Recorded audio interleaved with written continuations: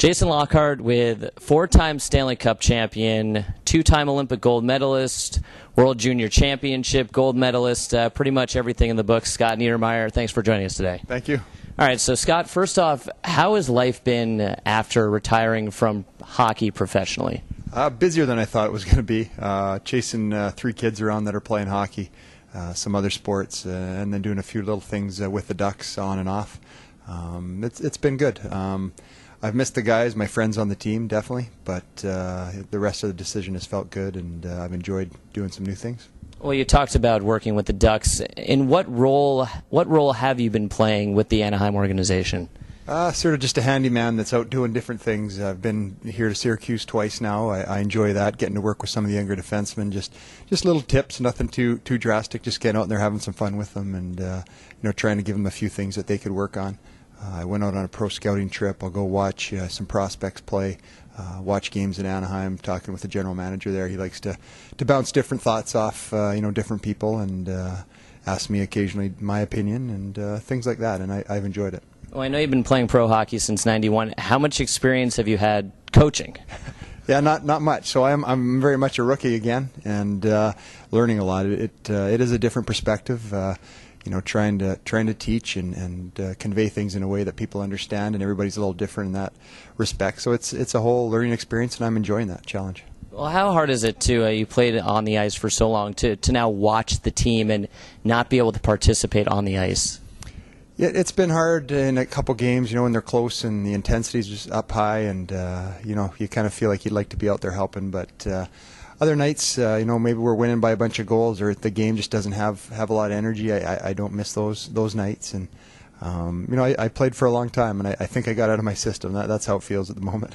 It's always interesting when a player has played with a team for so long. You played with New Jersey for so long, then moved to Anaheim. You did win a cup with them.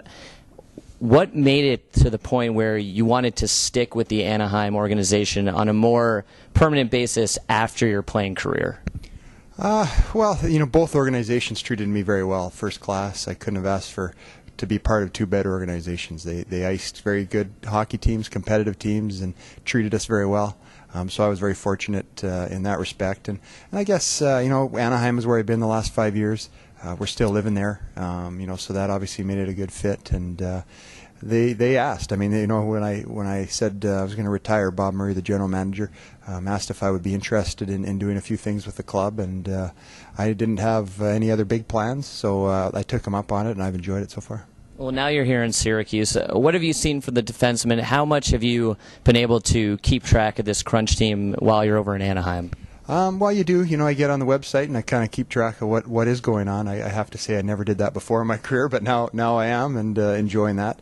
There's definitely some new faces here that when I was here at the start of the year, there's probably about 3 or 4 new guys that weren't here then, and other guys that are gone. So that's probably what life is like down here in the minors. But I'm enjoying it. Like I said, there's some great kids. It's fun, and they work hard and listen. So it's good. Well, you talked about the minors. You really didn't have much chance to play in the minor leagues. One season, just a few games. Can you recall what that was like playing in the IHL?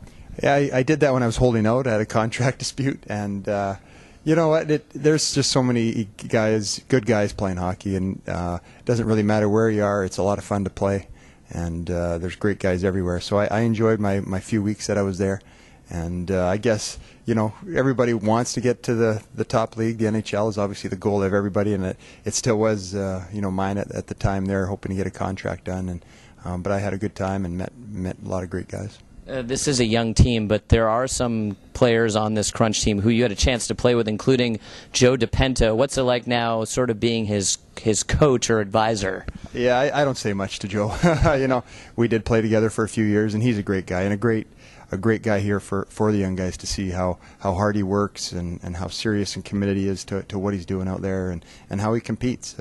Maybe not the most gifted talently, but works harder than anybody, pays the price as much as anybody, and a great guy to have on your team, and I think for young guys to watch how he goes about his business. And one person you also played against a lot, I would say, during your career, assistant coach here, Mike Stapleton. What do you remember about Mike when he was a player?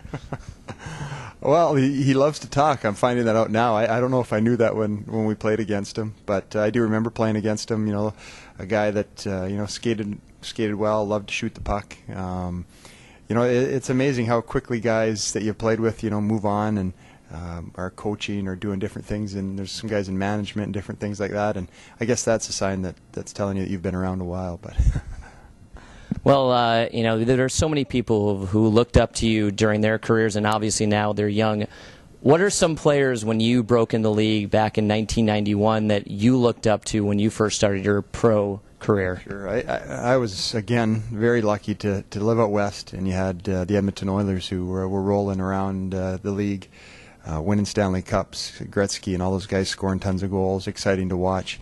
And so we saw a lot of their games. The Calgary Flames had a good team there, and the Battle of Alberta was a big deal, and those games were a lot of fun to watch.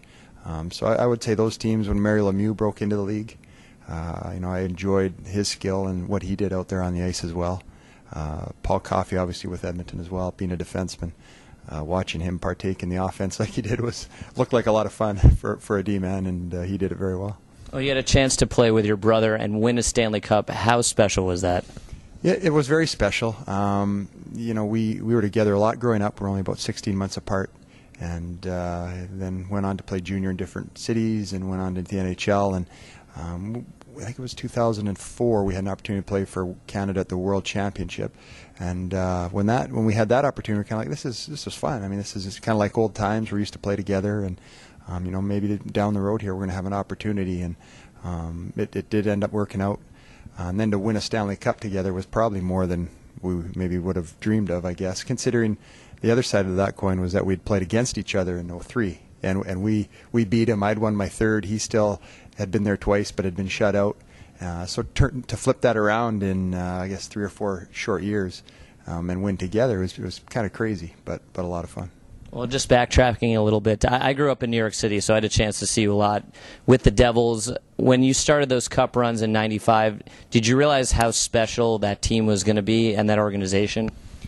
I don't think so. I mean, I was pretty young at the time. In '95, I would have been almost 22, just 21 years old. At that point, you're young. Your eyes are wide open. You're excited. You're not thinking, beyond what's happening 2 minutes from now, kind of thing. And when I went in there, Herb Brooks, my first full year, was the coach. Then they brought in Jacques Lemaire, who did a great job, taught me a lot about playing defense. Maybe not willingly all the time, but now that I look back, it was a great situation for me to learn as much as I did in those first few years. I think has made me a better player, and just the teammates that I had there. I think that was a big part of it. Lou Lamoriello making good decisions, bringing in coaches, players. I mean, just stayed competitive for all the years I was there, and pretty fortunate to be a small part of that. We just finished up the World Junior Championships. You've had a chance to play in international hockey from a young age. What's the difference between winning an Olympic gold medal and representing your country as opposed to winning a Stanley Cup and representing a team? There's difference. I wouldn't necessarily trade one for another. I mean, they're both a huge thrill and very rewarding to be able to accomplish. And the Olympic gold medal happens quickly. It's a short tournament. It's sort of one game at a certain point and win or move on. I mean, it's exciting. Every game is like a seventh game when you get to the end. And you're playing for your whole country. And the Olympics is something that you've watched since you were a kid, every 4 years, summer and winter. And just to be representing your whole country is a neat feeling. Whereas the Stanley Cup, I mean, it's obvious you're with these guys every day, battling, traveling, having dinner, competing in practice, having fun, getting upset at each other, just like, a family, really. And so when you're able to kind of be standing there after 10 months and 2 months of playoff hockey, you really feel like you've accomplished something special. And I think that's one of the great things about the Stanley Cup. Well, it's a little controversial. Is it okay to ask you, what's your opinion? Would you like to see NHL players in the Olympics in Sochi? I would, just because I think your idea of what the Olympics is the best of the best, and I think that's the concept. And I know I enjoyed having the opportunity to do that as an NHL player. I do understand that there are a lot of other issues. Hockey's a business. The players, are valuable to that business, and they don't want them going over there getting injured.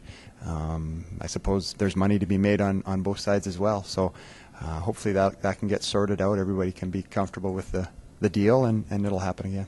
Well, just one final question. Looking ahead, how would you like to, if you would like to, stay in hockey?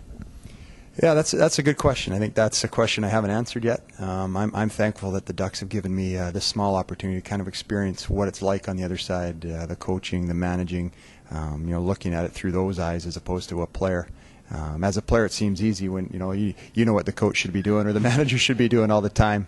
But it is a little more difficult trying to put a team together and make it competitive and make it work. Have that chemistry that is so important in hockey, and I've enjoyed this little opportunity, and I'll be able to make my decision down the road here, sort of based on some experiences now, which will be good. Well, Scott, I wish you all the best. Thank you so much for joining us. Thank you. All right, that's future Hall of Famer Scott Niedermayer.